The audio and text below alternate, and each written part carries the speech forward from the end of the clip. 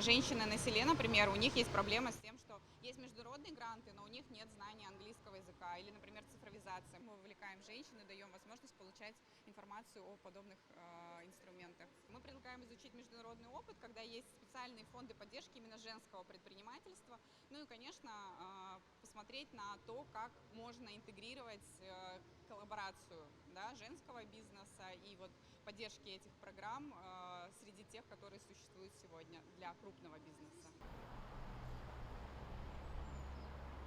Правильно, чтобы люди знали статистику. Поэтому мы делаем кампанию, вот He for She для Центральной Азии мы недавно запустили, да, мужчина для женщин, это там всемирная компания He for She.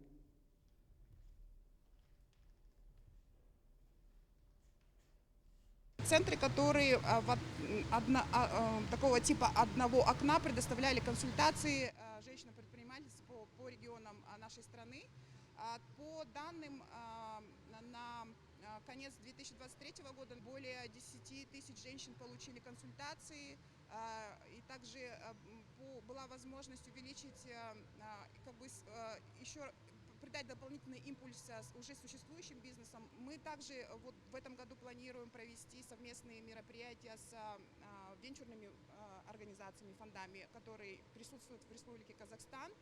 Я считаю, что это достижение нашего государства, поскольку уже на новый этап мы выходим, когда женщины достаточно активны именно в управлении финансами, корпоративными финансами, и как можно через цифровизацию и инновации внедрять и улучшать состояние бизнеса.